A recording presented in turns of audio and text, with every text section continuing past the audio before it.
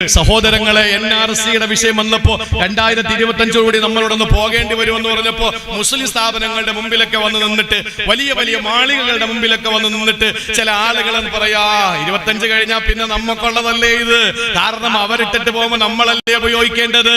ആ വെള്ളം പതുക്കെ ഗ്യാസ് ഓഫാക്കിയിട്ട് ആ പാനപാത്രം എടുത്ത് ഏതെങ്കിലും ചേമ്പിന്റെ മുട്ടി കൊണ്ടുവന്ന് ഒഴിക്കുന്നതാണ് നല്ലത്, അല്ലാതെ ആ വെള്ളത്തിലൊന്നും വേവൂല. ഞാൻ കൊല്ലത്ത്, അത് വിട്ടുപോയി, കൊല്ലത്ത് പള്ളിമുക്കില് കേരളത്തിൽ ഏറ്റവും വലിയ ജുമാഅത്ത് പള്ളിയുള്ളത് നമ്മുടെ ഈ പറയുന്ന പള്ളിമുക്കില. ആ പള്ളിമുക്കില് ഞാൻ പ്രസംഗിക്കുമ്പോ എനിക്ക് മുമ്പ് പ്രസംഗിച്ചത് ഒരു ഹിന്ദു സഹോദരനാ. അദ്ദേഹം പറയുന്നു, ഞാൻ എന്റെ നാട്ടിലെ ഞങ്ങളുടെ ജമാഅത്ത് എന്ന് പറയുമ്പോൾ അദ്ദേഹം പറഞ്ഞു, ഞങ്ങളുടെ കുടുംബക്ഷേത്രത്തിന്റെ അമ്പലത്തിലെ, ഞങ്ങളുടെ നാട്ടിലുള്ള അമ്പലത്തിന്റെ പ്രസിഡന്റ് ആയിരുന്നു ഞാൻ. പക്ഷെ കമ്മിറ്റിയിൽ ഒരു RSS കാരൻ വന്നപ്പോൾ ഞാൻ പറഞ്ഞു, ഇനി ഞാനില്ല എന്ന് പറഞ്ഞിട്ട് ദേവിയെ തൊഴുതിട്ട് ഞാൻ ഇനി മാറിക്കൊടുത്തു, അവരായി അവരുടെ പാടായി എന്ന് പറഞ്ഞു. അതുകൊണ്ട് മുസ്ലിമീങ്ങൾ നടത്തുന്ന നബിദിനക്കെതിരെയുള്ള പ്രതിഷേധ പരിപാടികൾ പ്രസംഗിക്കാൻ അമ്പലത്തിലെ പ്രസിഡന്റുമാരും പ്രസംഗിക്കാൻ വരുന്നുണ്ട്. കാരണം ഹിന്ദു വേറെ, ഹിന്ദുത്വം വേറെ, ക്രൈസ്തവത വേറെ, ക്രിസ്സംഗിത്വം വേറെ. അത് വ്യക്തമായി നമ്മൾ തിരിച്ചറിയണം.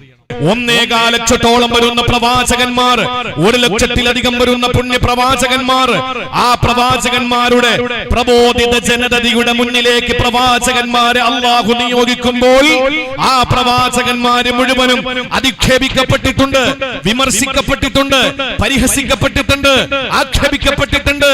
അള്ളാഹുവിന്റെ ഹബീബ് ആക്ഷേപിക്കപ്പെടുക എന്ന് പറയുന്നത് അതൊരു പുത്തരിയാണ് എന്ന് ഞങ്ങൾ പറയുന്നില്ല. പക്ഷേ നിങ്ങൾക്ക് എന്തെല്ലാം വിമർശിക്കാം. പ്രവാചകനെ, ഇങ്ങനെ ഒരു മുഹമ്മദ് എന്ന ആട്ടിടയനെ മാത്രമേ നിങ്ങൾക്ക് പ്രവാചകനായി കിട്ടിയോളോ എന്നിട്ട് മക്കയുടെ ഫാസിസ്റ്റുകൾ ഇന്നത്തെ RSS കാരനേക്കാൾ കൊടിയ വിഷജന്തുക്കളായി അന്നത്തെ മക്ക മുശ്രിക്കീങ്ങൾ ചോദിച്ചിരുന്നു, ഇങ്ങനെ ഒരു പ്രവാചകൻ എന്തിനായി ലോകത്ത് വന്നത്? ഞങ്ങളോടൊപ്പം കഴിക്കുന്നു, അങ്ങാടിയിൽ നടക്കുന്നു, ആട്ടിൻപറ്റങ്ങളെ മേയ്ക്കുന്നു. ഇങ്ങനെ ഒരു പ്രവാചകനെ മാത്രമേ അള്ളാഹു എന്ന് പറയുന്ന സൃഷ്ടാവിന് കിട്ടിയോളോ എന്ന് ചോദിച്ച മനോഹരമായ പ്രതിഷേധങ്ങളാകാമായിരുന്നല്ലോ നിങ്ങൾക്ക് പ്രവാചകനെ പറ്റി അധിക്ഷേപിക്കാൻ. അങ്ങനെയുള്ള എന്തെല്ലാം നിങ്ങൾക്ക് പറയാമായിരുന്നു. പ്രവാചകൻ ഒരു മനുഷ്യനാണ് എന്ന് നിങ്ങൾക്ക് പറയാമായിരുന്നല്ലോ. പ്രവാചകൻ ഭക്ഷണം കഴിക്കുന്ന, വെള്ളം കുടിക്കുന്ന, മലമൂത്ര വിസർജനം ചെയ്യുന്ന, ചൂടും തണുപ്പും അറിയുന്ന, സിരകളിലൂടെ ചുടുനിണം ഒഴുകുന്ന, എല്ലാ സന്തോഷവും സന്താപവും തിരിച്ചറിയുന്ന ഒരു പച്ചയായ മനുഷ്യനാണ് എന്ന് നിങ്ങൾക്ക് പരിഹസിക്കാമായിരുന്നല്ലോ.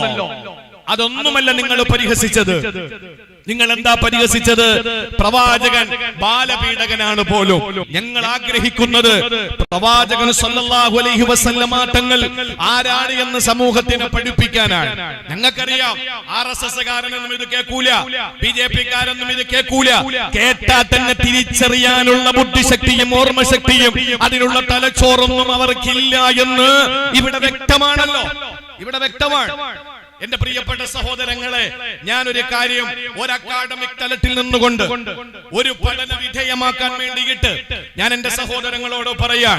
അള്ളാഹുവിന്റെ ഹബീബ് ആയിഷ ബീവി എന്ന 9 വയസ്സുകാരിയെ 50 വയസ്സുകാരനായ മുത്തളി മുഹമ്മദ് മുസ്തഫ സല്ലല്ലാഹു അലൈഹി വസല്ലമ തങ്ങൾ വിവാഹം കഴിക്കുന്ന കാലഘട്ടം ഏതാണ്? ഏത് കാലഘട്ടത്തിലാണ്? ഞാൻ ഒരുപാട് നീട്ടിക്കൊണ്ടുപോകൂല. ഞാൻ എന്റെ പ്രിയ സഹോദരങ്ങളുടെ ശ്രദ്ധയിലേക്ക് ഞാൻ പറയുകയാണ്. ഇവിടെ വൈകുന്നേരമാകുമ്പോ ഹൈന്ദവ സഹോദരങ്ങൾ കുളിച്ച് അവർ ശുദ്ധിയായി, അവര് നെറ്റിയിൽ കുങ്കുമം വരച്ച്, അവർ അവരുടെ എല്ലാ അർത്ഥത്തിലുമുള്ള ശുചീകരണം വരുത്തി, അവർ വളരെ ബഹുമാനത്തോടുകൂടി രാമായണം എടുത്തു വെച്ചിട്ട് അവർ പാടാറുണ്ട്, അവർ വായിക്കാറുണ്ട്, ശ്ലോകങ്ങൾ ചൊല്ലാറുണ്ട്, അവർ അത് പാരായണം ചെയ്യാറുണ്ട്. അതേ രാമായണത്തിൽ പറഞ്ഞിട്ടില്ലേ, ശ്രീരാമ ഭഗവാൻ 13 വയസ്സുള്ളപ്പോൾ സീതാദേവി എന്ന 6 വയസ്സുകാരിയാണ് കല്യാണം കഴിച്ചത് എന്ന് നിഷേധിക്കാൻ കഴിയോ? ഇതെവിടെ ഉള്ളതാണ്? ബുഖാരിയിലുള്ളതാണോ? മുസ്ലിമിലുള്ളതാണോ? സിഹാഹു സിത്തയുടെ ഗ്രന്ഥങ്ങളിലുള്ളതാണോ? ഖുർആനിന്റെ ഏതെങ്കിലും ഒരു അധ്യായത്തിലുള്ളതാണോ? അഖീദയുടെ ഏതിലുള്ളതാ? സാക്ഷാൽ രാമായണത്തിൽ പറയുന്നു, ശ്രീരാമ ഭഗവാൻ 13 വയസ്സുള്ളപ്പോൾ 6 വയസ്സുള്ള സീതാദേവിയെ വിവാഹം കഴിച്ചു എന്ന്. ഏതെങ്കിലും പള്ളിയിൽ പറഞ്ഞോ ശ്രീരാമൻ ബാലപീഡകനാണെന്ന്? മസ്ജിദുകളിൽ ഇമാമിയങ്ങൾ സംസാരിച്ചോ സീതാദേവി എന്ന ബാലികയെ പീഡിപ്പിച്ച കിരാതനാണെന്ന് പറഞ്ഞോ? ഒരു സ്ഥലത്തും പറഞ്ഞിട്ടില്ല. അങ്ങനെ ഏതെങ്കിലും പള്ളിയിലെ ഇമാമ പ്രസംഗിച്ചാൽ ആ ഇമാമിന്റെ നെഞ്ചിന് നേരെ വിരൽ ചൂണ്ടിയിട്ട് അരുത് കാട്ടാളാ, ഇനി ഈ പണി നിനക്ക് തുടരാൻ അനുവദിക്കുകയില്ല, നിനക്ക് അർഹതയില്ലെന്നല്ലേ ഇവിടുത്തെ മുസ്ലിം സംഘടനകൾ പറയുകയുള്ളൂ. ആരും പറഞ്ഞിട്ടില്ല. ഞാൻ ചോദിക്കുന്നു, വിശുദ്ധമായ ഗ്രന്ഥങ്ങൾ, വിശുദ്ധമായ ഖുർആനും ഹദീസിന്റെ ഗ്രന്ഥങ്ങളിലും ഒന്നും പരാമർശിച്ച ഒരു വിഷയമല്ല ഞാൻ നിങ്ങളുടെ മുന്നിൽ പറയുന്നത്. നരേന്ദ്രൻ എന്ന് പറയുന്ന കുസൃതി കുറുമ്പനിൽ നിന്ന് ലോക മത സമ്മേളനങ്ങളിൽ പ്രത്യേക ക്ഷണിതാവായി മാറിയ ഇന്ത്യ രാജ്യത്തെ നല്ല ഒരു സ്വാമിജിയായി നമുക്കെടുത്ത് പറയാൻ കഴിയുന്ന യോഗി ആദിത്യനാഥിനെ ഒന്നും നമുക്ക് അങ്ങനെ എടുത്ത് ഡിസ്പ്ലേ ചെയ്യാൻ പറ്റില്ല. ഇവിടുത്തെ സ്വാമിജിമാരെ നമുക്ക് മാതൃകയാക്കാൻ വേണ്ടി പറയാൻ പറ്റുന്ന സ്വാമിജിമാരിൽ ഒരു പ്രധാനപ്പെട്ട സ്വാമിജിയാണല്ലോ നരേന്ദ്രൻ എന്ന കുസൃതി കുറുമ്പനിൽ നിന്ന് ലോകമത സമ്മേളനത്തിൽ പ്രത്യേക ക്ഷണിതാവായി മാറിയ സ്വാമി വിവേകാനന്ദൻ. ആ സ്വാമി വിവേകാനന്ദന്റെ ഈ വളർച്ചയുടെ പിന്നിലെ ചാലക ശക്തിയായ ശ്രീരാമകൃഷ്ണ പരമഹംസൻ എന്ന് പറയുന്ന അവർ ആരാധിക്കുന്ന സ്വാമി വിവേകാനന്ദന്റെ ഗുരു കൂടിയായ ആത്മീയ നേതൃത്വമായ ശ്രീരാമകൃഷ്ണ പരമഹംസന് 1859 അഥവാ 18-ാം നൂറ്റാണ്ടിൽ ശാരദാദേവി എന്ന് പറയുന്ന 5 വയസ്സുകാരിയെ കല്യാണം കഴിച്ചത് ബാലപീഡനമായിരുന്നോ? ശിശുഗാമിയാണോ ശ്രീരാമകൃഷ്ണ പരമഹംസൻ? ഏതെങ്കിലും പള്ളിയിലെ ഇമാമ പ്രസംഗിച്ചോ?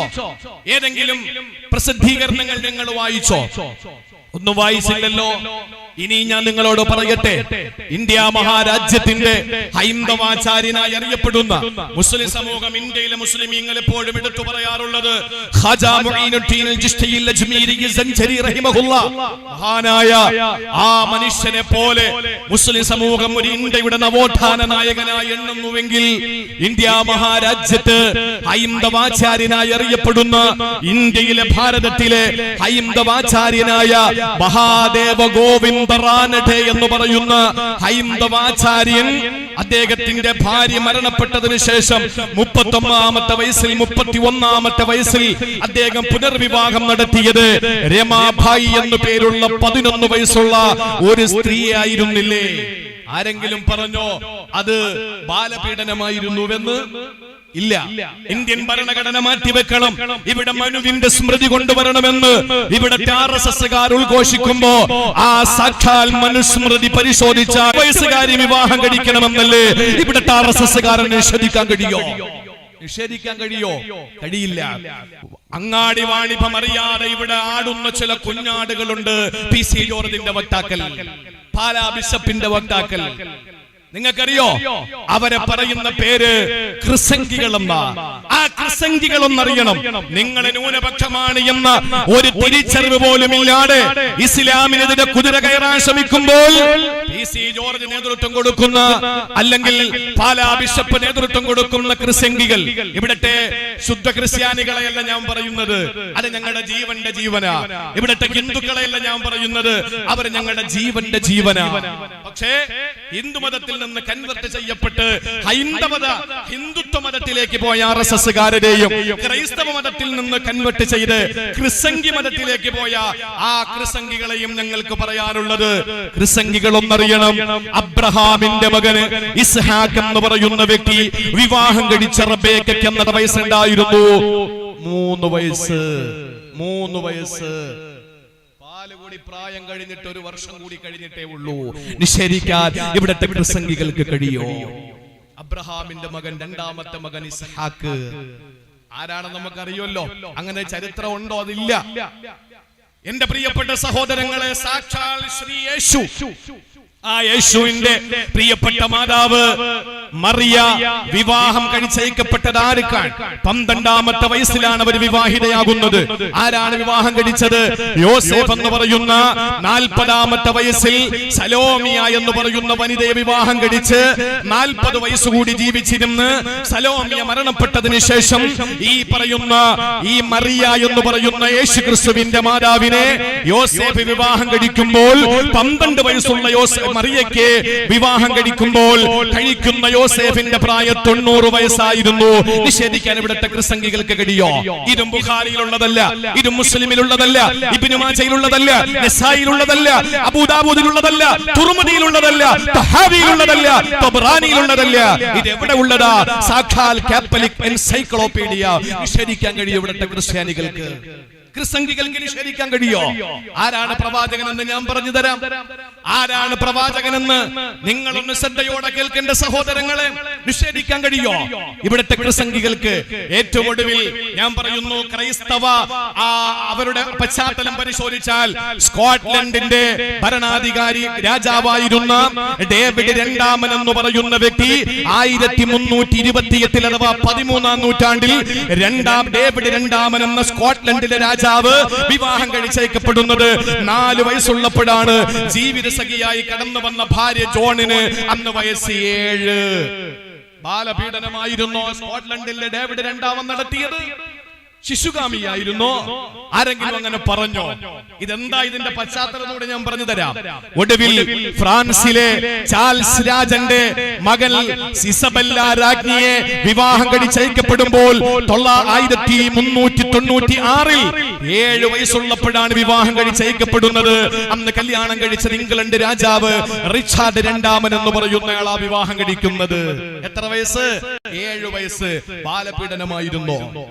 ഞാൻ പറയട്ടെ, മലയാള മനോരമ എന്ന കേരളത്തിന്റെ സാക്ഷര കേരളത്തിന്റെ മുത്തശ്ശി പത്രം വെള്ള പേപ്പറിൽ കറുത്തക്ഷര കൂട്ടങ്ങൾ എഴുതി പിടിപ്പിച്ച് മുസ്ലിം സമുദായത്തിനെതിരെ ചില സമയങ്ങളിൽ ആ മനോരമയുടെ വിഷം ഇങ്ങനെ വമിഞ്ഞ് പൊന്നി പുറത്തേക്ക് വരുന്ന സാക്ഷാൽ മലയാള മനോരമയുടെ സ്ഥാപക നേതാവായിരുന്ന മാമൻ മാപ്പിളയുടെ വിവാഹം നടക്കുമ്പോ 15 വയസ്സും മാമിയുടെ പ്രായം 10 വയസ്സുമാണ്.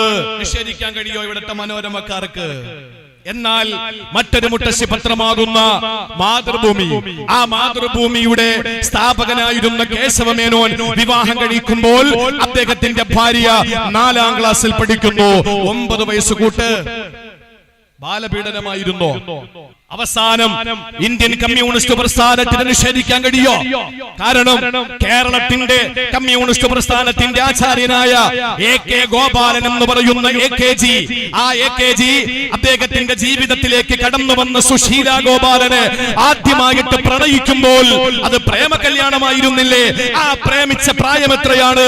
AKG എന്ന AK ഗോപാലന്, കേരളത്തിന്റെ കമ്മ്യൂണിസ്റ്റ് പ്രസ്ഥാനത്തിന്റെ ആചാര്യന് സുശീല ഗോപാലനെ പ്രണയിക്കുമ്പോൾ സുശീല ഗോപാലന്റെ പ്രായം 12 വയസ്സ്. അത് ശിശുപീഡനമായിരുന്നോ? ബാലപീഡനമായിരുന്നോ? ഞാൻ വീണ്ടും 1-2 കണക്കുകൂടങ്ങൾ മുമ്പിൽ പറയാം. ഇന്ത്യ മഹാരാജ്യത്തിന്റെ നിരീശ്വരവാദ പ്രസ്ഥാനത്തിന്റെ നേതാവായിരുന്ന എന്ന് പറഞ്ഞാൽ അബ്ദുൽ ജബ്ബാർ മാഷിന്റെയും ജാമിദയുടെയും അസ്ഗർ അലിയുടെയും ഒക്കെ നേതാവായിരുന്ന ഇന്ത്യ മഹാരാജ്യത്തിന്റെ നിരീശ്വരവാദ പ്രസ്ഥാനങ്ങളുടെ നേതാവ് പെരിയാർ രാമസ്വാമി അവിടത്തെ പ്രിയപ്പെട്ട ഭാര്യയായി നാഗമ്മയെ കല്യാണം കഴിച്ചത് 13-ാമത്തെ വയസ്സിലല്ലേ? നിഷേധിക്കാൻ കഴിയും ഇവിടുത്തെ നിരീശ്വരവാദികൾക്ക്? കഴിയില്ല. ഞാൻ എന്റെ പ്രിയപ്പെട്ട സഹോദരങ്ങളോട് പറയുന്നു, ഇത് നിഷേധിക്കാൻ ആർക്കും കഴിയില്ല. ഇന്ത്യ മഹാരാജ്യത്തിന്റെ രാഷ്ട്രപിതാവ് നമുക്ക് മറക്കാൻ പറ്റില്ലല്ലോ. ഞങ്ങളെ ജീവന തുല്യം സ്നേഹിക്കുന്ന മഹാത്മാഗാന്ധിജി, ആ മഹാത്മാഗാന്ധിജി 13 വയസ്സുള്ളപ്പോഴല്ലേ കസ്തൂർബ എന്ന് പറയുന്ന ഭാര്യ 14 വയസ്സുള്ളവരെ വിവാഹം കഴിച്ചത്? ഗാന്ധിജി ബാലപീഡകനായിരുന്നോ? ഇന്ത്യ രാജ്യത്തിന്റെ ഭരണഘടന വിശുദ്ധ ഖുർആൻ വലത് കൈയിൽ പിടിച്ച് ഇടത് കൈയിൽ ഇന്ത്യൻ ഭരണഘടനയെ ചേർത്ത് പിടിക്കുന്ന ഇവിടുത്തെ മുസ്ലിം ഉമ്മത്ത്, ഈ മുസ്ലിം ഉമ്മത്ത് ഭരണഘടന അനുശാസിക്കുന്നതിന്റെ അപ്പുറത്ത് ഒരു മുസ്ലിം മാറ്റി ചവിട്ടിയിട്ടില്ല. ഇന്ത്യൻ ഭരണഘടന, ആ ഇന്ത്യൻ ഭരണഘടനയുടെ ഭരണഘടനാ ശില്പിയായ ഡോക്ടർ ബാബാ സാഹിബ് അംബേദ്കർ 1906 അഥവാ 19-ാം നൂറ്റാണ്ടിൽ അംബേദ്കർ 15 വയസ്സുള്ളപ്പോഴല്ലേ 9 വയസ്സുള്ള രമാദേവിയെ വിവാഹം കഴിച്ചത്? ബാലപീഡനമായിരുന്നു. എഴുതി വെച്ചോ, ഈ രാജ്യത്തിന്റെ ഗണിതശാസ്ത്രജ്ഞനായി ലോകരാജ്യങ്ങളുടെ മുമ്പിൽ അറിയപ്പെട്ട ശ്രീനിവാസ രാമാനുജൻ എന്ന് പറയുന്ന 1909 അഥവാ 19-ാം നൂറ്റാണ്ടിൽ വിവാഹം കഴിച്ച ഗണിതശാസ്ത്രജ്ഞനായ ശ്രീനിവാസ രാമാനുജന് 21 വയസ്സുള്ളപ്പോഴല്ലേ ജാനകിയമ്മാളം എന്ന് പറയുന്ന 10 വയസ്സുകാരി വിവാഹം കഴിച്ചത്. എന്തേ? രാമാനുജൻ ബാലപീഡകനായിരുന്നോ? അദ്ദേഹം ശിശുഗാമിയായിരുന്നോ? ഞാൻ ഈ പറയുന്നത് ഓരോന്നും നിങ്ങൾ അക്കമിട്ട് മനസ്സിലാക്കണം. ഇന്ത്യൻ ഫിസിക്സിന്റെ തലവനായി അറിയപ്പെടുന്ന 914 19-ാം നൂറ്റാണ്ടിൽ വിവാഹം കഴിച്ച സത്യേന്ദ്രനാഥ് ബോസ് എന്ന് പറയുന്ന വ്യക്തി 20 വയസ്സുള്ളപ്പോൾ ഉഷാ ഘോഷ് എന്ന് പറയുന്ന 11 വയസ്സുകാരി വിവാഹം കഴിച്ചു. എന്തേ? ഫിസിക്സിന്റെ തലവൻ സത്യേന്ദ്ര ബോസ് നാഥ് അദ്ദേഹം ശിശുപീഡകനായിരുന്നോ? അദ്ദേഹം ശിശുഗാമിയായിരുന്നോ? ബാലപീഡകനായിരുന്നോ? അല്ല. ഇനി ഇന്ത്യയുടെ കഥ ഞാൻ ഒന്നുകൂടെ പറയാം. 1891 ബ്രിട്ടീഷിന്റെ തീരുമാനം വന്നു, ഇന്ത്യ രാജ്യത്ത് ഒരു പെണ്ണിനെ വേൽക്കണമെങ്കിൽ ആ പെണ്ണിന് ന്യായമായ 12 വയസ്സ് വേണമെന്ന് പറഞ്ഞു. ആരാ? ബ്രിട്ടീഷുകാരെ നിയമം കൊണ്ടുവന്നു. എപ്പോഴാ? 891 18-ാം നൂറ്റാണ്ടിന്റെ ഒടുക്കത്തിൽ. എന്താ പറഞ്ഞത്? 12 വയസ്സുള്ള പെണ്ണിനെ മാത്രമേ ശാരീരികമായി ഉപയോഗിക്കാൻ പാടുള്ളൂ.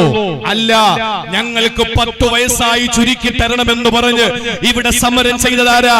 നിഷേധിക്കാൻ ഇന്ത്യ രാജ്യത്തെ ഏതെങ്കിലും ഒരു ജനാധിപത്യ വിശ്വാസി തയ്യാറാകുമോ? ഇന്ത്യ മഹാരാജ്യത്ത് 10 വയസ്സെങ്കിലും അനുവദിച്ചു തരണമെന്ന് പറഞ്ഞത് ഇന്ത്യൻ ദേശീയ പ്രസ്ഥാനത്തിന്റെ നേതാവായിരുന്ന ബാലഗംഗാധര തിലകനായിരുന്നില്ലേ? അദ്ദേഹം ബാലപീഡകനാണോ? അദ്ദേഹം ശിശുഗാമിയാണോ? എന്റെ പ്രിയപ്പെട്ട സഹോദരങ്ങളെ, തൽക്കാലം ഞാൻ കണക്ക് അവസാനിപ്പിച്ചുകൊണ്ട് ഞാൻ ചോദിക്കുകയാണ്. ഇനിയും പറയാനുണ്ട്. ഹരിയാന ഹൈക്കോടതിയുടെ തീരുമാനം വന്നു, 16 വയസ്സുള്ള മുസ്ലിം പെണ്ണിന് വിവാഹം കഴിക്കാൻ അനുവാദം കൊടുക്കണം. 2022 അങ്ങനെ ഒരു തീരുമാനം വന്നെങ്കിൽ 8-ാം നൂറ്റാണ്ടിൽ 9 വയസ്സുകാരിയായ ആയിഷ ബീബി റളിയല്ലാഹു അൻഹയെ 50 വയസ്സുകാരനായ മുത്തളി മുഹമ്മദ് മുസ്തഫ സല്ലല്ലാഹു അലൈഹി വസല്ലമ തങ്ങൾ വിവാഹം കഴിച്ചതിൽ എന്താക്ഷേപമാ പറയാറുള്ളത്? ഒന്നുമില്ല. ഈ കണക്കുകൾ മുഴുവനും മുൻനിർത്തിയിട്ട് ഞാൻ നിങ്ങളോട് പറയുന്നു, ഇതൊന്നും ആരും ഒരു ചർച്ചയ്ക്കെടുത്തിട്ടില്ല. കാരണം ഇത് കാലഘട്ടത്തിന്റെ പ്രത്യേകത. 2 നൂറ്റാണ്ട് കഴിയട്ടെ, 200 വർഷം കഴിയട്ടെ, എന്റെയും ജാബർ ഉസ്താദിന്റെയും ലത്തീഫ് ഉസ്താദിന്റെയും മുജീബ് റഹ്മാൻ ബാക്കവിയുടെയും നൗഷാദ് മന്നാനിയുടെയും എന്റെ മുന്നിലിരിക്കുന്ന എന്റെ പ്രിയപ്പെട്ട രക്ഷകരുടെ മക്കളുടെ കാലം വരുമ്പോൾ അവരന്ന് കളിയാക്കും നമ്മളെ. ഏത് 2-3 തലമുറ കഴിഞ്ഞു വരുന്ന ആ തലമുറ കളിയാക്കും. ഞങ്ങളുടെയൊക്കെ ഉപ്പാപ്പമാര് കല്യാണം കഴിച്ചത് 21 വയസ്സുള്ളപ്പോ 18 വയസ്സുകാരിയെ അശ്ശയെ മോശമല്ലേ എന്ന് ഇന്നത്തെ കല്യാണ പ്രായത്തെ അന്ന് ആക്ഷേപിക്കും. കാരണം ഇന്നത്തെ പ്രത്യേകത 18ഉം 21ഉമാണ്. എന്റെ പ്രിയപ്പെട്ട സഹോദരങ്ങളെ, 9 വയസ്സുകാരിയെ വിവാഹം കഴിച്ചു എന്ന് നിങ്ങൾ പറയുന്നല്ലോ. ഞാൻ പറയുന്നു അല്ല, 6 വയസ്സുകാരിയെ വിവാഹം കഴിച്ചത്. 6 വയസ്സുള്ള ആയിഷ എന്തിനാ മടിക്കുന്നത്? ഞങ്ങൾക്ക് ധീരമായിട്ട് വെല്ലുവിളിക്കാൻ കഴിയും, ഞങ്ങൾക്ക് ധൈര്യമായി വെല്ലുവിളിക്കാൻ കഴിയും. ഹബീബായ നബി തങ്ങൾ ഞങ്ങൾക്ക് ധൈര്യമായിട്ട് ലോകത്ത് എവിടെ ചെന്ന് വൈറ്റ് ഹൗസിൽ ജോസഫ് ബൈഡന്റെ മുമ്പിലോ ഇന്ത്യൻ പാർലമെന്റിൽ ചെന്ന് നരേന്ദ്രമോദിയുടെ മുമ്പിലോ കേരള ജനാധിപത്യത്തിന്റെ ശ്രീകോവിലിൽ ചെന്നിട്ട് സഖാവ് പിണറായി വിജയനെ വേണമെങ്കിൽ ഞങ്ങൾക്ക് വെല്ലുവിളിക്കാം. ലോകത്തുള്ള മുഴുവൻ ഭരണാധികാരികളെ ഞങ്ങൾക്ക് വെല്ലുവിളിക്കാം. എന്തുകൊണ്ട്? ഞങ്ങളുടെ മിടുക്കല്ല, ഞങ്ങളുടെ ഹബീബായ നബി തങ്ങളുടെ ജീവിതം അത്രയും സംശുദ്ധമായതുകൊണ്ട് ഞങ്ങൾക്ക് വെല്ലുവിളിക്കാം. ആരെയും ഞങ്ങൾക്ക് പേടിക്കേണ്ടതില്ല. ഞങ്ങളുടെ പ്രവാചകൻ ആയിഷ ബീവി എന്ന പ്രിയപ്പെട്ട മഹതിയായ ഭാര്യയുടെ മടിയിൽ തലവെച്ച് കിടന്നപ്പോൾ ഞാൻ എന്റെ ഹബീബിന് തല ചീകി കൊടുത്തിട്ടുണ്ട് എന്ന് പറഞ്ഞ് ആയിഷ ബീവി റളിയല്ലാഹു അൻഹ, ഞങ്ങൾ ഒരേ പാത്രത്തിൽ നിന്ന് കുളിച്ചിട്ടുണ്ടെന്ന് പറഞ്ഞ് ആയിഷ ബീവി റളിയല്ലാഹു അൻഹ, മോളെ ആയിഷ, നീ പിണങ്ങുമ്പോ എനിക്ക് നന്നായിട്ട് അറിയാം മോളെ. എങ്ങനെ അറിയും ഹബീബേ? നീ പിണങ്ങുമ്പോ ഇബ്രാഹിം നബിയുടെ നാഥനെ തന്നെയാണ് സത്യമെന്ന് പറയൂ. നീ ഇണക്കത്തിന്റെ സമയമാണെങ്കിൽ പറയൂ, നബിയേ അങ്ങയുടെ നാഥനെ തന്നെയാണ് സത്യമെന്ന് പറയൂ. അതിലൂടെ ഒരു വാക്കിലൂടെ എനിക്ക് നിനക്ക് എന്നോടുള്ള ചെറിയ പിണക്കത്തെ തിരിച്ചറിയുമെന്ന് പറഞ്ഞ മാതൃകാ ദാമ്പത്യ കുടുംബ ജീവിതത്തിന്റെ മഹിതമായ മാതൃക ലോകത്തിന്റെ മുമ്പിൽ കാണിച്ചു കൊടുത്തു. ഞങ്ങൾക്ക് ധീരമായിട്ട് പറയാൻ കഴിയും. അല്ലാഹുവിന്റെ ഹബീബ് സല്ലല്ലാഹു അലൈഹി വസല്ലമ തങ്ങൾ 6 വയസ്സുള്ളപ്പോൾ 51-ാമത്തെ വയസ്സിൽ നബി തങ്ങൾ വിവാഹം കഴിച്ചു. വീട് കൂടിയത് 53-ാമത്തെ വയസ്സിൽ നബി തങ്ങൾ ഹിജ്റ പോയി.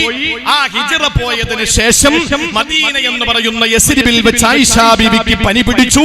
മൊട്ടയായി തലമുണ്ടനം ചെയ്യപ്പെട്ടവളെ പോലെ ജ്വരപ്പനി പിടിച്ച് ആയിഷാ ബീവി റളിയല്ലാഹു തആലാന്റെ പനി പിടിച്ചിട്ട് ശരീരത്തെ തലമുടി മുഴുവനും കൊഴിഞ്ഞു പോയപ്പോ ആ ആയിഷ ബീവിയുടെ പ്രിയപ്പെട്ട ഉപ്പ അബൂബക്കർ സിദ്ദീഖ് തങ്ങൾ വന്നിട്ട് പറഞ്ഞു, നബിയെ, കൊണ്ടുപോകുന്നില്ല എന്റെ മോളെ, വിവാഹം കഴിഞ്ഞിട്ട് 3 കൊല്ലം ആയില്ലേ, അന്ന് എന്റെ പൊന്നുമോക്ക് 6 വയസ്സ്, എന്റെ പൊന്നുമോക്ക് 9 വയസ്സ്, അന്ന് നിങ്ങൾക്ക് 51, ഇന്ന് 53 ആയില്ലേ, നിങ്ങൾക്ക് എന്റെ ഹബീബെ എന്റെ മകളെ കൊണ്ടുപോകില്ലേ എന്ന് ചോദിച്ച് അവസാനം മദീനയിൽ വെച്ചാണ് വീട് കൂടിയത്. 9-ാമത്തെ വയസ്സിൽ വിവാഹം കഴിച്ചത് 6-ാമത്തെ വയസ്സിലാണ്. എന്തിനാ മടിക്കേണ്ടത്? ആ കാലഘട്ടത്തിന്റെ പ്രത്യേകത എങ്ങനെ മനസ്സിലാക്കാം? 40-ാമത്തെ വയസ്സിൽ റിസാലത്തുൻ നബുവത്തും കിട്ടി. 40-ാമത്തെ വയസ്സിൽ റിസാലത്തുൻ നബുവത്തും കിട്ടി. ആ സമയത്ത് ആളുകൾ എന്തൊക്കെ പറഞ്ഞു? നേരത്തെ ഞാൻ പറഞ്ഞല്ലോ, അങ്ങാടിയിലൂടെ നടക്കുന്ന, ആട്ടിൻപറ്റങ്ങളെ മേച്ച് നടക്കുന്ന, ഞങ്ങളോടൊപ്പം ഭക്ഷണം കഴിക്കുന്ന ഈ മുഹമ്മദ് എന്ന അബ്ദുള്ളയുടെ മകനെ കിട്ടിയോളോ പടച്ചവന് ഒരു നേതാവായി, ഒരു പ്രവാചകനായി എന്ന് പറഞ്ഞ് ആക്ഷേപിച്ചു. 11 കൊല്ലം കഴിഞ്ഞ് 51-ാമത്തെ വയസ്സിൽ വിവാഹം കഴിച്ചപ്പോ ഇതേ ആളുകളിൽ പലരും ജീവിച്ചിരിപ്പുണ്ടല്ലോ. അവരാരെങ്കിലും കളിയാക്കിയോ? എടോ മുഹമ്മദ് 51-ാമത്തെ വയസ്സില് എന്ന് പറഞ്ഞാൽ 50ന്റെ നിറവിൽ നിൽക്കുന്ന അങ്ങ് 6 വയസ്സുകാരി വിവാഹം കഴിച്ചത് മോശമായി പോയി എന്ന് ആരെങ്കിലും പറഞ്ഞോ? ആരും പറഞ്ഞില്ല. ആയിഷാ ബീവിയെ നബി സല്ലല്ലാഹു അലൈഹി വസല്ലമ തങ്ങൾക്ക് അന്നത്തെ ആളുകൾക്ക് വിവാഹം നടപ്പിലാക്കി കൊടുക്കുന്ന ഖൗലത്ത് എന്ന് പറയുന്ന സ്വഹാബിയത്തായ വനിത ഈ ആലോചനയുമായി നബി തങ്ങളുടെ മുമ്പിൽ ചെല്ലുമ്പോ നബി തങ്ങൾ അനുവാദം കൊടുത്ത് ഈ ഖൗലത്ത് വന്നിട്ട് ആയിഷാ ബീവിയുടെ ഉമ്മ റൂമാനോട് വാപ്പ അബൂബക്കറിനോട് ഈ വിഷയം പറയുമ്പോൾ അബൂബക്കർ സിദ്ദീഖ് ചാടി വീണ് എന്റെ മോളെ നബിക്ക് കെട്ടിച്ചു കൊടുക്കാന്ന് പറഞ്ഞില്ല. എന്താ പറഞ്ഞത്? കേട്ടോളിൻ, ചരിത്രം പഠിക്കിൻ. എന്താ പറഞ്ഞത്? എന്റെ മകളെ മറ്റൊരാൾ വിവാഹം കഴിക്കാൻ ചോദിച്ചിരിക്കുകയാണ്, ഞാൻ അതിന്റെ ഏകദേശം ഒരു ധാരണ വരെ എത്തി നിൽക്കുകയാണ്, അയാളോട് ഞാനൊന്ന് ചോദിക്കട്ടെ, അതിനുശേഷം ഞാൻ മറുപടി പറയാമെന്ന് പറഞ്ഞു. അല്ലാതെ കളിച്ചോണ്ട് നിന്ന ഒരു പെണ്ണിനെ പിടിച്ചോണ്ട് വന്ന് കെട്ടിയതല്ല, മറിച്ച് അവൾക്ക് വിവാഹപ്രായം എത്തിയെന്ന് ബോധ്യം വന്നപ്പോ ആ കാലഘട്ടത്തിന്റെ ചുവരെഴുത്ത് മനസ്സിലാക്കിയിട്ട് വിവാഹാലോചന വന്ന് വിവാഹം നടത്തി കൊടുക്കാനുള്ള തീരുമാനമെടുത്തിരിക്കുമ്പോഴാണ് നബി തങ്ങളുടെ ആലോചന വരുന്നത്. അതുകൊണ്ടാണ് നബി തങ്ങൾക്ക് അബൂബക്കർ സിദ്ദീഖ് റളിയല്ലാഹു അൻഹു വിവാഹം കഴിച്ചു കൊടുത്തത്. അല്ലാതെ നബി തങ്ങൾ ഓടിച്ചിട്ട് പിടിച്ചു കൊണ്ടുവന്നതല്ല. ഇതൊന്നും ഞങ്ങൾക്ക് വിയർത്തുകൊണ്ട് പറയേണ്ട കാര്യമൊന്നുമില്ല. പക്ഷേ പൊതുസമൂഹത്തിന് നബി തങ്ങളുടെ വിവാഹത്തിനെ പറ്റി പറയാനുള്ള ഒരു അവസരം നിങ്ങൾ ഉണ്ടാക്കി തന്നിരിക്കാൻ. 1-ാം നൂറ്റാണ്ടിൽ വന്നോ? 2-ാം നൂറ്റാണ്ടിൽ വന്നോ? 3-ാം നൂറ്റാണ്ടിൽ വന്നോ? 4-ലും 5-ലും 6-ലും 7-ലും വന്നില്ല. 8-ലും 9-ലും 10-ലും 11-ലും തീരെ വന്നില്ല. 12-ലും 13-ലും 14-ലും 15-ലും 16-ലും വന്നില്ല. 17-ലും 18-ലും അങ്ങനെ ഒരു സംസാര വിഷയമില്ല.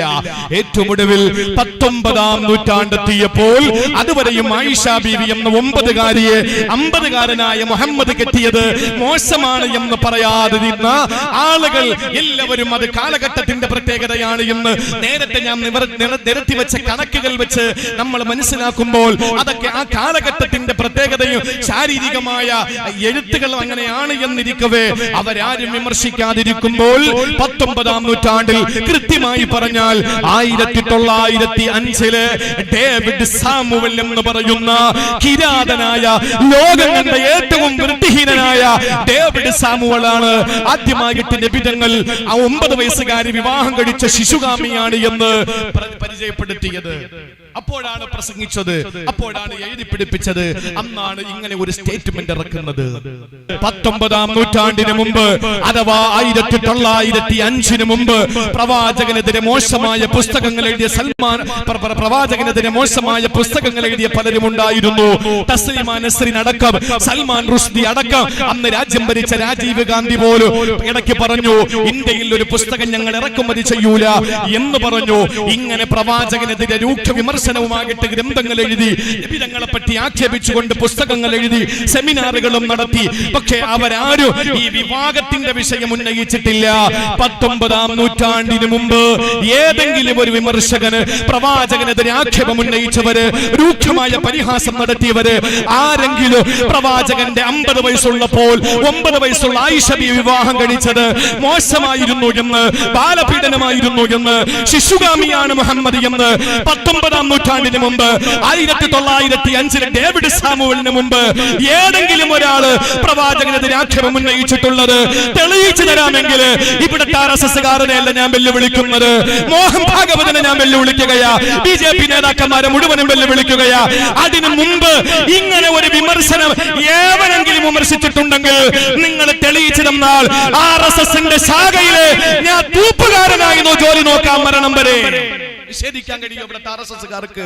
കെട്ടിയിട്ട് നിങ്ങൾ സ്റ്റേജ് കെട്ടിയിട്ട് മറുപടി പറ. ഇല്ല, ആരും വിമർശിച്ചിട്ടില്ല. ഹബീബായ നബി തങ്ങളെ 19-ാം നൂറ്റാണ്ടിന് മുമ്പ് ഒരാൾ വിമർശിച്ചിട്ടില്ല. എന്തുകൊണ്ട്? ഞാൻ നിങ്ങളെ പ്രവാചകനെ മനസ്സിലാക്കി തരാനുള്ള എളിയ ശ്രമമാണ്. എന്തുകൊണ്ടാണ്? അത് കാലഘട്ടത്തിന്റെ പ്രത്യേകതയായിരുന്നു.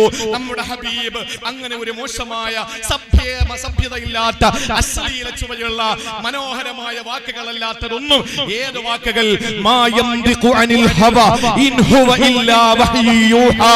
ഏഴാകാശത്തിന്റെ മുകളിൽ നിന്ന് സർവാധിനാഥനായ അല്ലാഹുവിന്റെ കൽപ്പനകളല്ലാതെ ഒരക്ഷരം പോലും നബി തങ്ങൾ മിണ്ടിയിട്ടില്ല.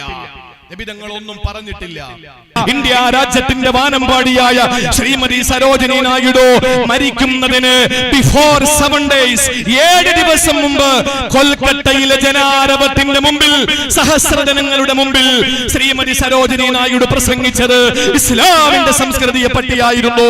ഹബീബായ നബി തങ്ങളുടെ വ്യക്തിപ്രഭാവത്തിന്റെ പ്രോക്ഷണതയെ പറ്റിയായിരുന്നു. നുപൂർ ശർമ്മമാർ എവിടെ കുരച്ചാലും പാതിരാത്രി കുരയ്ക്കുന്ന ശ്വാനനെ പോലെ ഈ സമൂഹം പുറങ്കാല് കൊണ്ട് ചവിട്ടിയെറിയുന്നു. ഞങ്ങൾ സ്വീകരിക്കുന്നത് രാജ്യത്തിന്റെ വാനമ്പാടിയായ സരോജിനി നായിഡുവിന്റെ വാക്കുകളാണ്. സരോജിനി നായിഡു മരിക്കുന്നതിന് 7 ദിവസം മുമ്പ് കൊൽക്കത്തയിൽ പ്രസംഗിച്ചത് ഇസ്ലാമിനെ പറ്റി, മുഹമ്മദ് നബിയെ പറ്റിയ. മഹാനായ ഗാന്ധിജി, മഹാത്മജി, ആ ഗാന്ധിജി ബ്രിട്ടീഷുകാരന്റെ ജയിലിൽ കിടന്ന് കരയുകയാണ്. ബ്രിട്ടീഷുകാരൻ ചോദിച്ചു, എന്തിനാ കരയുന്നത്? അദ്ദേഹം പറഞ്ഞു, ഞാനൊരു ബുക്ക് വായിക്കുകയായിരുന്നു, ആ ബുക്ക് തീർന്നുപോയി, അതുകൊണ്ട് കരഞ്ഞതാ. ഏത് ബുക്കാ നിങ്ങൾ വായിച്ചത്? ആരുടെ ബുക്കാണ് വായിച്ചത്? ഗാന്ധിജി വായിച്ചത് പ്രോഫിറ്റ് മുഹമ്മദ് സല്ലല്ലാഹു അലൈഹി വസല്ലം, ഹബീബായ നബി തങ്ങളെ പറ്റിയിട്ടുള്ള പുസ്തകമാണ്. ആ പുസ്തകം വായിച്ച് തീർന്നപ്പോൾ അവസാനത്തെ പേജ് എത്തിയപ്പോ നെഞ്ചകം തകർന്നുപോയി. ഇനിയും 10 പേജ് ഉണ്ടായിരുന്നെങ്കിൽ എന്ന് കൊതിച്ചുപോയി. മൈക്കിൾ എച്ച് ഹാർട്ട് എല്ലാവർക്കും അറിയാം. ഞാനത് കഥ പറയാനല്ല, ഞാൻ നിങ്ങളുടെ വരികൾക്കിടയിലൂടെ ഒരു കാര്യം സൂചിപ്പിക്കാൻ പറയുന്നു. മൈക്കിൾ എച്ച് ഹാർട്ട് ശുദ്ധ ക്രിസ്ത്യാനിയായിരിക്കവേ ദ 100 എന്ന ഗ്രന്ഥം എഴുതി. 100 പ്രമുഖരുടെ പേരെഴുതപ്പെട്ട ചരിത്രം പറയുന്ന ഗ്രന്ഥത്തിൽ ക്രിസ്ത്യാനിയായ ഈ മൈക്കിൾ എച്ച് ഹാർട്ട് ദ 100 എന്ന ഗ്രന്ഥത്തിൽ ഒന്നാമതായി എഴുതേണ്ടത് ക്രിസ്ത്യാനിയായ അദ്ദേഹം ശ്രീ യേശുവിനെ പറ്റിയാകണ്ടേ. അദ്ദേഹം യേശുവിനെ 3-ാം പേജിൽ കൊടുത്തിട്ട് ആ 5 പേജിൽ കൊടുത്തത് കാരുണ്യത്തിന്റെ പ്രതീകൻ നബി മുഹമ്മദ് മുസ്തഫ സല്ലല്ലാഹു അലൈഹി വസല്ലം തങ്ങളെ പറ്റി. അതെല്ലാവർക്കും അറിയും. ഞാൻ പറയുന്നു, അറിയാത്തൊരു കാര്യം പറയാ. 100 പ്രമുഖ വ്യക്തികളുടെ പേര് പറയുന്നത് 100 എന്ന ഗ്രന്ഥത്തിൽ 320 പേജുകളുണ്ട്. ആ 320 പേജ് 100 പേരെ പറ്റി പറയുമ്പോ 320 പേജുള്ള ഗ്രന്ഥത്തിൽ ഒരാൾക്ക് 3 പേജും 2 വരിയും കൊടുക്കണ്ടേ? നീതി അതല്ലേ? 320 പേജുള്ളപ്പോ 100 പേരെ എഴുതുമ്പോ ഒരാളെ പറ്റി 3 പേജും 2 വരിയും കൊടുക്കണ്ടേ? പക്ഷേ ഈ മൈക്കിൾ എച്ച് ഹാർട്ട് 100 പ്രമുഖ വ്യക്തികളെ പറ്റിയിട്ട് പരാമർശിക്കുമ്പോ 320 പേജുള്ള പുസ്തകത്തിൽ ഹബീബായ നബി തങ്ങളെ പറ്റിയിട്ട് എഴുതാൻ വേണ്ടി മൈക്കിൾ എച്ച് മാറ്റിവെച്ചത് 16 പേജുകളായിരുന്നു. 5 ഇരട്ടി. എന്തേ? അള്ളാഹുവിന്റെ ഹബീബിനെ പറ്റി അവർക്ക് പറയാനുണ്ട്. അതുകൊണ്ടാണ് ഞാൻ ചോദിക്കട്ടെ, ഫ്രീഡം പാർട്ടി എന്ന തീവ്ര വലതു സംഘടനയുടെ നേതാവായിരുന്ന ഡച്ച് പാർലമെന്റേറിയനായിരുന്ന ജ്വാറം എന്ന് പറയുന്ന വ്യക്തി ഇസ്ലാമിനെതിരെ രൂക്ഷമായിട്ട് വിമർശിച്ചയാളാണ്. അള്ളാന്റെ ഹബീബിനെ വല്ലാതെ അപകീർത്തിപ്പെടുത്തി. ഇന്ന് യൂറോപ്പിൽ അദ്ദേഹവും കുടുംബവും ഇസ്ലാമിന്റെ പ്രബോധകരാണ്. അർണോട്ട് എന്ന് പറയുന്ന ഫിത്ന എന്ന സിനിമ ഇറക്കിയ നെതർലാൻഡിലെ പാർലമെന്റേറിയൻ. നെതർലാൻഡ് പറയുമ്പോ ഒരുത്തന്റെ കാര്യം പറയാതിരിക്കാൻ നിവർത്തിയില്ല. എന്ത് ചെയ്യാൻ പറയാതിരിക്കാൻ നിവർത്തിയില്ലല്ലോ. പലരും വിളിച്ചു പറഞ്ഞു, പലരും ഉപദേശിച്ചു. ഉപദേശിക്കാൻ എല്ലാവർക്കും അവകാശമുള്ളത് കൊണ്ടാണ് പലരും ഉപദേശിക്കുന്നത്. ഇവിടെ നിന്നും പലരും എന്നെ വിളിച്ചുപദേശിച്ചു, വാക്കുകൾ ഒന്ന് സൂക്ഷിക്കണം, നല്ലതാണ് എന്ന്. പക്ഷേ ഇതൊക്കെ കേൾക്കുമ്പോൾ നമുക്ക് എങ്ങനെയാണ് ഒന്ന് വിമർശിക്കാതിരിക്കാൻ കഴിയുക, ഒന്ന് പറയാതിരിക്കാൻ എങ്ങനെയാണ് കഴിയുക? നമുക്കൊന്നും ചെയ്യാൻ പറ്റൂലല്ലോ. നമുക്ക് വലിയ കോളൊക്കെ സൃഷ്ടിക്കാൻ കഴിഞ്ഞില്ല, ഒരു കൊടുങ്കാറ്റാവാൻ പറ്റുന്നില്ല, ഒരു ഇളം പെന്നലെങ്കിലുമായി പ്രതിഷേധിക്കാൻ നമുക്ക് ഇങ്ങനെ ഒരു രാത്രിയിൽ നമ്മുടെ ശരീരത്തിന്റെ ഊർജ്ജം അങ്ങനെയെങ്കിലും ഒന്ന് ചെലവഴിക്കാൻ കഴിഞ്ഞില്ലെങ്കിൽ എന്താ ഹബീബിനോടുള്ള പ്രണയം? നെതർലാൻഡിൽ ഇരുന്നു കൊണ്ട് സെബാസ്റ്റ്യൻ പുന്നക്കൽ എന്ന് പറയുന്ന ഒരു വ്യക്തി, നല്ല തണ്ടിയും ശരീരവുമുണ്ട്, മക്കൾക്ക് പണിയെടുത്തിട്ട് ഭക്ഷണം കൊടുത്തൂടെ? നബി തങ്ങളെ വിമർശിച്ചുകൊണ്ടാണ് അയാൾ കാശുണ്ടാക്കുന്ന യൂട്യൂബ് വരുമാനം. നെതർലാൻഡിലെ സെബാസ്റ്റ്യൻ പുന്നക്കൽ മലയാളിയാണ്. അയാൾ നബി തങ്ങളെ എന്നും ആക്ഷേപിക്കുന്നവനാണ്. ഒരു മറുനാടൻ മാമ മലയാളിയെ പോലെ, ഇവിടുത്തെ കോളാമ്പി ഫേസ്ബുക്ക് ചാനൽ പോലെ, അതുപോലെ തന്നെ ഒരുപാട് അക്കമിട്ട് പറയാൻ ഒരുപാടുണ്ട്. ഞാൻ പറയട്ടെ സഹോദരങ്ങളെ, ഈ പറയപ്പെടുന്ന നെതർലാൻഡ് പാർലമെന്റേറിയനായ ഫിത്ന എന്ന സിനിമ ഇറക്കിയ ഈ അർണോട്ട് എന്ന് പറയുന്ന വ്യക്തി അവസാനം നബി തങ്ങളെ പറ്റി മനസ്സിലാക്കിയിട്ട് മുസ്ലിമായെന്ന് മാത്രമല്ല, റൗള ശരീഫിന്റെ മുമ്പിൽ വന്ന് ഹബീബായ നബി തങ്ങളുടെ ഖുബ്ബത്തുൽ ഖദറായിന്റെ ചുവട്ടിലിരുന്ന് പൊട്ടി പൊട്ടി കരഞ്ഞ് മാപ്പ് ചോദിച്ചിട്ട് അല്ലാഹുവിന്റെ ഹബീബിനെ കൊണ്ട് വിശ്വസിച്ചിട്ട് കുടുംബസമേതം ഇസ്ലാമിലേക്ക് കടന്നു വന്നു. എന്നാൽ ഏറ്റവും നല്ല ക്രൈസ്തവ മിഷനറിയായിരുന്ന ഡാനിയൽ എന്ന് പറയുന്ന വ്യക്തി, അയാൾ സ്വിറ്റ്സർലൻഡിലെ പ്രമുഖനാണ്. അയാൾ ഇസ്ലാമിനെ പറ്റി പഠിച്ചു. ആദ്യം രൂക്ഷ വിമർശകനായിരുന്നു, പിന്നീട് അദ്ദേഹം ഇസ്ലാമിലേക്ക് കടന്നു വന്നു. ഇന്ന് കുടുംബത്തോടെ ഇസ്ലാമിലാണ്. അദ്ദേഹം ഇസ്ലാമിന്റെ പ്രബോധകനാണ്. നിങ്ങൾക്ക് പഠിക്കാൻ അവസരമുണ്ട്, നിങ്ങൾ പഠിക്കാൻ തയ്യാറായാൽ മതി. ഇനി അതല്ല, നിങ്ങൾക്ക് ഇതിലൊന്നും താല്പര്യമില്ലെങ്കിൽ, നിങ്ങൾക്ക് ഈ വോണ്ടർട്ടിലിയെ പോലെ, ഹീദർ മാത്യൂസിനെ പോലെ, കേശീഷ് കളയെ പോലെ, കാറ്റ് സീവനെ പോലെ, ഫാത്തിമ ശബരിമലയെ പോലെ, കമലാ സുരയ്യയെ പോലെ, ടോണി ബ്ലെയറിന്റെ കുടുംബത്തിലെ പെണ്ണിനെ പോലെ നിങ്ങൾക്ക് ഇസ്ലാമിനെ പഠിച്ച് മുസ്ലിമായി നിങ്ങൾക്ക് അല്ലാഹുവിന്റെ ഹബീബിന്റെ അനുയായിയായി മാറാൻ നിങ്ങൾ തയ്യാറല്ല, അതിന് നിങ്ങൾക്ക് സൗകര്യമില്ല എങ്കിൽ ഞങ്ങൾ ഇപ്പോഴും പറയുന്നു, നിങ്ങൾ ഇസ്ലാമിലേക്കൊന്നും വരണ്ട. അത് ഹിദായത്തുള്ളവൻ അല്ലാഹു തആല കൊടുക്കുന്നവന് മാത്രമേ ഇസ്ലാമിലേക്ക് വരാൻ പറ്റൂ. ഒരു പള്ളിയിലെ ജുമയ്ക്ക് പോകുന്ന ഒരു ഇമാം എന്നുള്ള നിലയിൽ എനിക്ക് തന്നെ അല്ലാഹു ഹിദായത്ത് എപ്പോഴാ ഊരിക്കളയുന്നതെന്ന് പറയാൻ പറ്റൂല. 12,000-12,000 വരുന്ന മുറബ്ബിയായ ശൈഖന്മാരുടെ ശൈഖായിരുന്ന, ആയിരക്കണക്കിന് മദ്രസകൾ നടത്തിയിരുന്ന ജുനൈദുൽ ബഗ്ദാദിയുടെയും അല്ലാമ ശിബിലി റഹിമഹുള്ളയുടെയും ഒക്കെ മുറബ്ബിയായ ശൈഖായിരുന്ന അബൂ അബ്ദുല്ലാഹിൽ അംദലൂസി റഹിമഹുള്ള, അവസാനം അദ്ദേഹത്തിന്റെ ഹിദായത്തും വിലായത്തും അല്ലാഹു തആല ഊരിക്കളഞ്ഞപ്പോൾ അരപ്പട്ട കെട്ടിയിട്ട്, ക്ലോഹയിട്ട് അരപ്പട്ട കെട്ടിയിട്ട് പന്നികളെ മേച്ച് നടന്നു. അവസാനം വീണ്ടും അല്ലാഹു തആല ഹിദായത്ത് കൊടുത്ത് ഇസ്ലാമിലേക്ക് കടന്നു വന്നു. 12,000 വരുന്ന മുറബ്ബിയായ ശൈഖുമാരുടെ ശൈഖായിരുന്ന, ആയിരക്കണക്കിന് ഖാൻഗാഹുകളുടെ ഗുരുനാഥനായിരുന്ന, ആയിരക്കണക്കിന് മദ്രസകൾ നടത്തിയിരുന്ന, നിരവധി ഉലമാക്കളുടെ മുറബ്ബിയായ ശൈഖായിരുന്ന അബൂ അബ്ദുല്ലാഹിൽ അംദലൂസിയുടെ ശിഷ്യന്മാരാണ് ജുനൈദുൽ ബഗ്ദാദിയും അല്ലാമ ശിബിലി റഹിമഹുള്ള അടക്കമുള്ളവര്.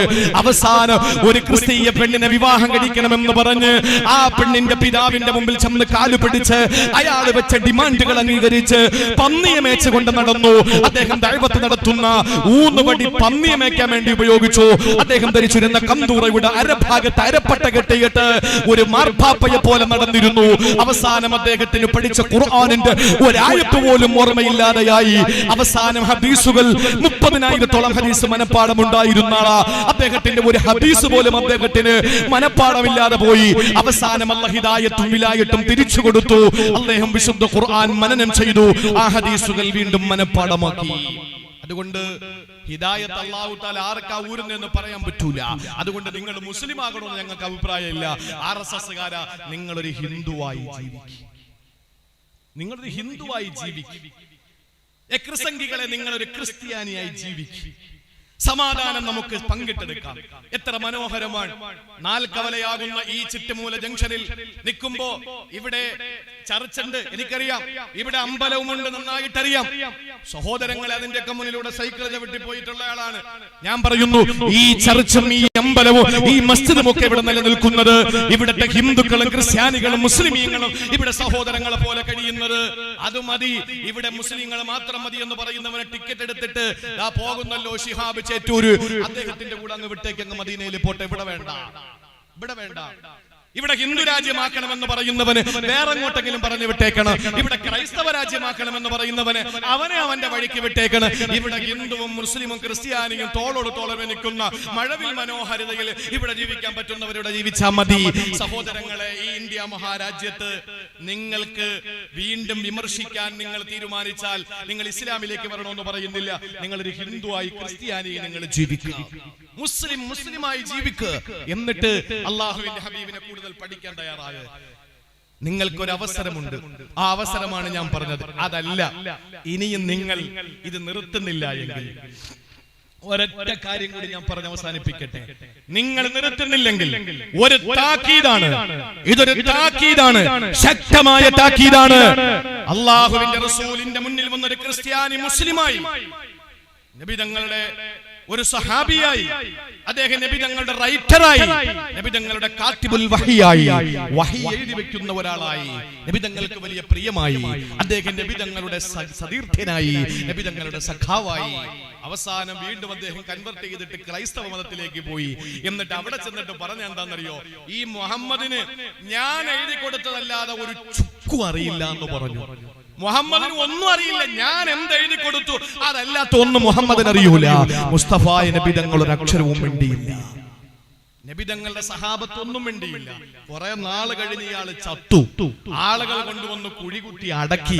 പിറ്റേന്ന് നേരം വെളുത്ത് പ്രഭാത കിരണം പൊട്ടി വിടർന്നപ്പോ കിഴക്കന് ചക്രവാളത്തിൽ അതിന്റെ അരണന്റെ കിരണങ്ങൾ പ്രകടമായപ്പോ ഇയാളുടെ ബോഡി റിജക്ട് ചെയ്തു, ഭൂമി സ്വീകരിച്ചില്ല. ആളുകൾ പറഞ്ഞ് മുഹമ്മദിന്റെ അനുയായികൾ ചെയ്തതാണ്. ഒന്നും മിണ്ടിയില്ല, പ്രതികരിച്ചില്ല. വലിയ കുഴികുട്ടി അടക്കി. രണ്ടാം ദിവസവും ഭൂമി പുറത്തള്ളി, മൂന്നാം ദിവസവും പുറന്തള്ളി.